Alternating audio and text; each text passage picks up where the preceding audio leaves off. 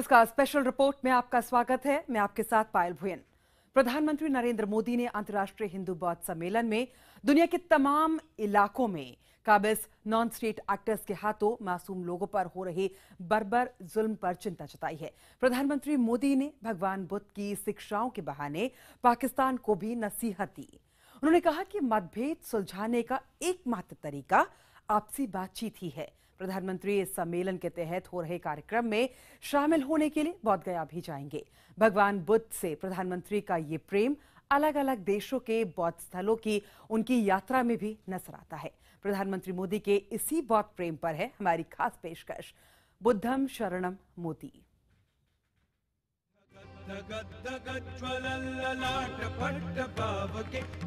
शिव भक्त प्रधानमंत्री नरेंद्र मोदी देश विदेश के दौरों पर शिव धाम के दर्शन करने नहीं भूलते।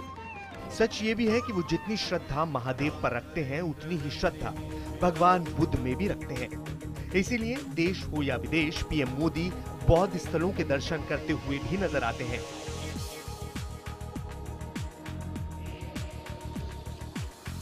मैंने एक बहुत बड़ी मूर्ति भगवान बुद्ध की लगाई है। ये अवसर है गांधी और बुद्ध की भूमि को उसका हक देने का।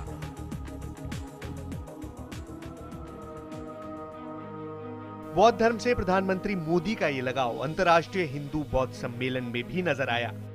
प्रधानमंत्री मोदी ने सम्मेलन को संबोधित करते हुए बताया कि भगवान बुद्ध का उनके जीवन पर कितना असर है। We in India are proud of the fact that it was from this land that Gautam Buddha gave the world the tenets of Buddhism.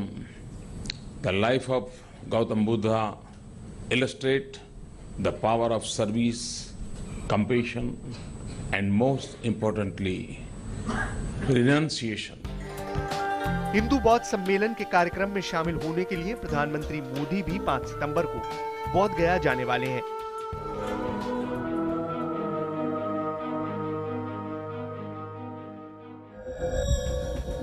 सच की खोज में सिद्धार्थ बने बुद्ध। जीवन के सच की तलाश करते हुए सिद्धार्थ ने बोध गया में ही बोधि वृक्ष के नीचे सत्य का बोध किया था। इसके बाद बुद्ध बनकर वो दुनिया को शांति का मार्ग दिखाने निकल पड़े। बौद्ध धर्म की नींव पड़ी।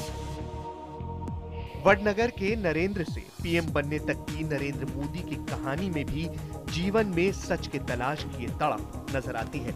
नौजवानी के दिनों में नरेंद्र भी सन्यासी बनना चाहते थे, लेकिन अपने गुरु के कहने पर वो जीवन के समर में कूद पड़े और राजनीति में भविष्य तलाशने लगे।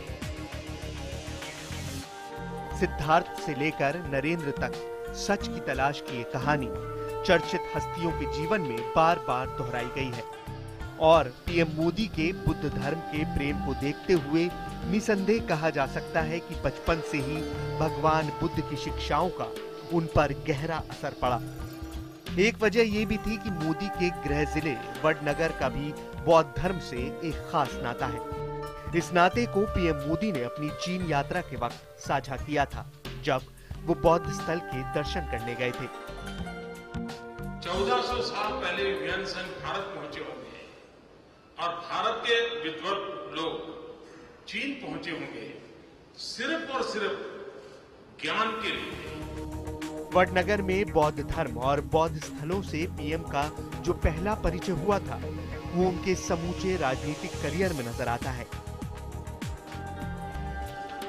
बौद्ध धर्म से यही पुराना नाता अब प्रधानमंत्री के तौर पर मोदी के कार्यकाल में भी साफ दिखता है, तो ताज्जुब की बात नहीं है। दरअसल पीएम मोदी खुद साफ कर चुके हैं कि बौद्ध धर्म की शिक्षाओं में उन्हें राजनीतिक जीवन में सामने आने वाली चुनौतियों का समाधान भी मिलता है। इसीलिए वो बार बार भगवान बुद्ध की शरण में जाते हुए नजर आते हैं।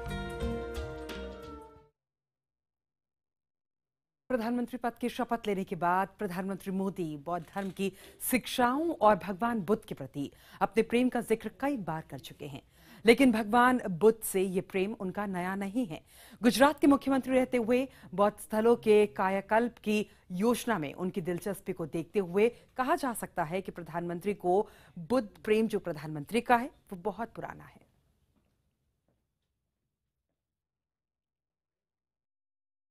The nature, forests, trees, and the well-being of all beings play a great role in the teachings of Lord Buddha.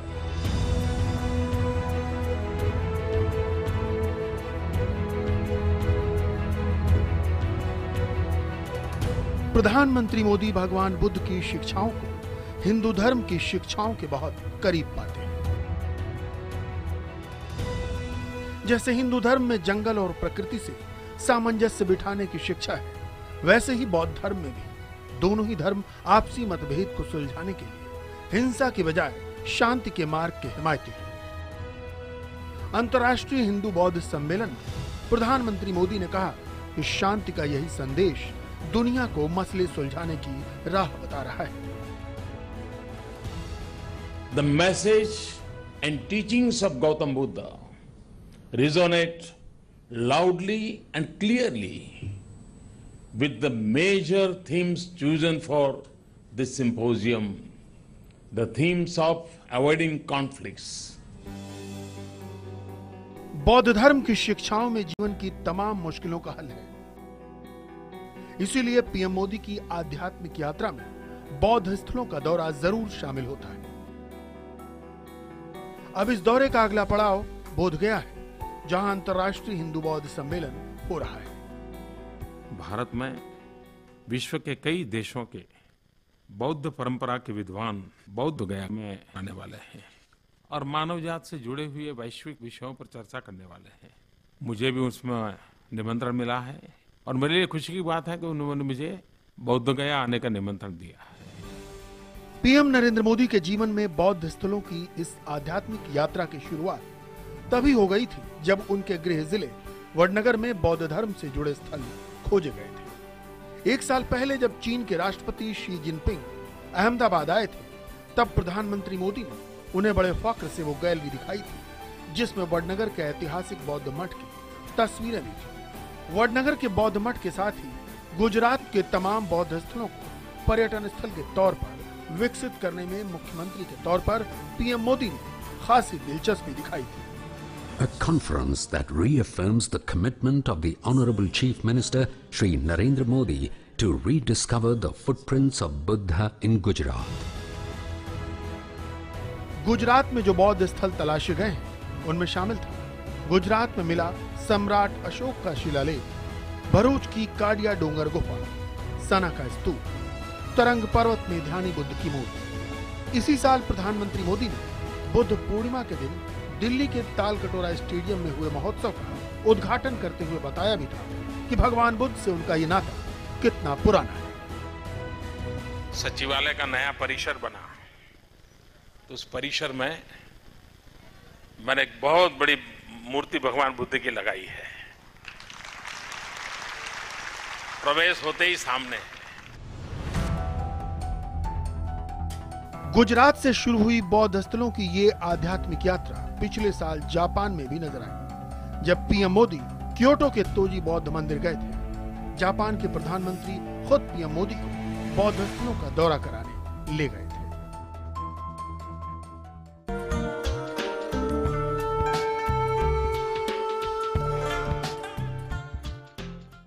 स्वागत आपका ब्रेक के बाद। आप देख रहे हैं स्पेशल रिपोर्ट। हम बात कर रहे हैं प्रधानमंत्री मोदी के बुद्ध प्रेम की। भगवान बुद्ध के प्रति प्रधानमंत्री मोदी का प्रेम भारत से बाहर निकलकर कई देशों में पहुंच चुका है। दरअसल प्रधानमंत्री के बुद्ध प्रेम से वाकिफ देश उनके कार्यक्रम में किसी बौद्ध स्थल की यात्रा जरूर शामिल करते हैं। आइए आपको भी दिखाते हैं कि किन किन देशों की यात्रा के दौरान प्रधानमंत्री मोदी बौद्ध स्थलों का दौरा कर चुके हैं। मैं जहां भी इन दिनों जा रहा हूं, कहीं पर भी भगवान बुद्ध का मंदिर है तो मुझे जरूर वहां ले जाओ। जी हाँ, ये सच है कि प्रधानमंत्री मोदी के बुद्ध प्रेम से अब समूची दुनिया वाकिफ है। लिहाजा जहां भी मोदी जाते हैं, उनके कार्यक्रमों में बौद्ध स्थलों का दौरा जरूर रखा जाता है। जापान मुख्य रूप से बौद्ध धर्म को मानने वाला देश है। यहाँ पर पीएम क्योटो के तोजी मंदिर भी गए थे, लेकिन चीन में भी जहाँ कई धर्मों को मानने वाले लोग रहते हैं, वहाँ भी पीएम की यात्रा में बौद्ध पगोड़ा का दर्शन शामिल था। प्रधानमंत्री मोदी ने चीन यात्रा की शुरुआत शियांग शहर से की थी, जहां का वाइल्ड गूज पगोडा बहुत मशहूर है। 2000 साल पहले चीनी बौद्ध भिक्षु वेनसांग भारत से बौद्ध धर्म का ज्ञान प्राप्त कर जब चीन पहुंचे, तब वाइल्ड गूज पगोडा का निर्माण कराया गया था। दोनों देशों के प्राचीन रिश्ते जोड़ने वाली इसी जगह पर चीन यात्रा के दौरान प्रधानमंत्री मोदी की मुलाकात चीनी राष्ट्रपति शी जिनपिंग से हुई। वाइल्ड गूज पगोडा का दर्शन दोनों नेताओं ने एक साथ किया। प्रधानमंत्री मोदी ने चीन के लोगों को वाइल्ड गूज पगोडा की स्थापना करने वाले वेनसांग के वडनगर से ऐतिहासिक रिश्ते से रूबरू कराया। चीन सरकार ने मेरा जो कार्यक्रम बनाया, उसमें एक शाम मेरी भगवान बुद्ध के मंदिरों में बिताने के लिए आयोजित किया था। प्रधानमंत्री मोदी अपनी श्रीलंका यात्रा के वक्त महाबोधि सोसाइटी पहुंचे थे। वहां उन्होंने प्रार्थना की और शांति के संदेश के तौर पर वृक्षारोपण भी किया। इस दौरान महाबोधि सोसाइटी में वो श्रीलंका के बौद्ध भिक्षुओं से भी मिले। इसके बाद पीएम ने श्रीलंका की संसद को संबोधित किया। अपने भाषण में उन्होंने बौद्ध धर्म से भारत के प्राचीन रिश्ते और भारत और श्रीलंका को जोड़ने वाली रामायण कथा का जिक्र भी किया था। श्रीलंका की तरह मंगोलिया की भी आधी आबादी बौद्ध धर्म को मानने वाली है। इस साल मई में प्रधानमंत्री मोदी मंगोलिया पहुंचे तो यात्रा के शुरुआती कार्यक्रमों में गंडन मठ की यात्रा शामिल थी। गंडन मठ में पीएम मोदी ने मुख्य महंत हाम्बा लामा को बोधि वृक्ष भी भेंट किया था और मठ में प्रार्थना भी की थी।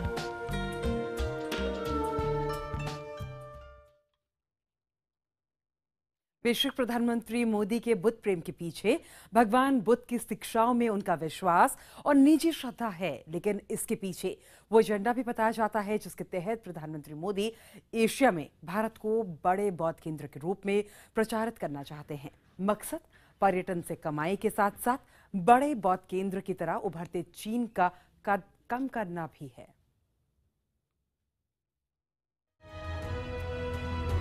दिल्ली में अंतर्राष्ट्रीय हिंदू बौद्ध सम्मेलन में भाषण के बाद प्रधानमंत्री मोदी बोधगया में हो रहे कार्यक्रम में भी हिस्सा लेंगे। इसी साल मई में प्रधानमंत्री ने दिल्ली में बुद्ध पूर्णिमा महोत्सव का भी उद्घाटन किया था। चीन, जापान, मंगोलिया से लेकर श्रीलंका तक प्रधानमंत्री मोदी जहां भी गए वहां बौद्ध स्थल जाना नहीं भूले। ऐसे में ये पूछने वालों की कमी नहीं है कि आखिर पीएम मोदी के बौद्ध प्रेम की वजह क्या है। इसमें शक नहीं है कि पीएम मोदी बौद्ध धर्म की शिक्षाओं को खुद भी मानते हैं, लेकिन बौद्ध प्रेम की एक वजह ये भी है कि इस बहाने वो बौद्ध धर्म मानने वाले मुल्कों से भारत के प्राचीन रिश्तों को भी मजबूत करने की कोशिश करते हैं। श्रीलंका में महाबोधि सोसाइटी की यात्रा के वक्त पीएम ये याद दिलाना नहीं भूले थे कि श्रीलंका ही वो देश था जिसने भारत में जन्मे बौद्ध धर्म को सबसे पहले अपनाया। श्रीलंका में सांस्कृतिक और राजनैतिक पुनर्जागरण में श्रीमद अनागरिका धर्मपाला की अहम भूमिका रही है। बौद्ध धर्म के पुनरुत्थान के लिए महाबोधि सोसाइटी के गठन में बौद्ध धर्म भारत से ही निकलकर श्रीलंका, म्यांमार, मंगोलिया, चीन और जापान समेत दुनिया के बहुत से मुल्कों में फैला। इन मुल्कों से नए रिश्ते बनाने में प्राचीन रिश्तों की मजबूत डोरी बड़ी भूमिका निभाती है। मसलन पीएम की श्रीलंका यात्रा के दौरान 4 बड़े समझौते पर दस्तखत करने में सफलता मिली थी। जापान ने भारत में अरबों डॉलर के निवेश का वादा किया था, तो चीन के साथ रिश्तों में तलखी कम हुई थी। लेकिन पीएम मोदी के बुद्ध प्रेम के पीछे एक बड़ा मकसद भी है। ये मकसद है चीन को बौद्ध धर्म का केंद्र बनने से रोकना। दरअसल चीन की बड़ी आबादी बौद्ध धर्म मानने वाली है। खुद चीन के राष्ट्रपति शी चिनफिंग भी बौद्ध धर्म मानते हैं। करीब 9 साल पहले चीन के हांगझोउ में बौद्ध धर्म का कार्यक्रम हुआ था। कार्यक्रम में शी चिनफिंग ने चीन को बुद्ध धर्म का बड़ा केंद्र बनाने की योजना रखी। साल 2009 और 2012 में चीन ने वर्ल्ड बुद्धिस्ट फोरम का भी आयोजन किया। दुनिया में चीन के बौद्ध केंद्र के रूप में उभरने से भारत पिछड़ने लगा। अब सवाल यह भी है कि बौद्ध धर्म के केंद्र के रूप में पीएम मोदी चीन को क्यों पछाड़ना चाहते हैं। दरअसल इसकी बड़ी वजह बौद्ध स्मारकों में पर्यटन से होने वाली कमाई है। फिलहाल इस मामले में थाईलैंड सबसे आगे है, जहां बौद्ध स्मारकों की यात्रा करने वाले 33% सैलानी पहुंचते हैं। भारत का नंबर नेपाल, चीन, जापान और कंबोडिया के बाद आता है। इसीलिए सत्ता में आते ही पीएम मोदी ने 10 बौद्ध स्थलों के विकास के लिए 500 करोड़ रुपए का पैकेज भी दिया था। आगे 17 राज्यों के बौद्ध स्मारकों को भी जोड़ने की योजना है।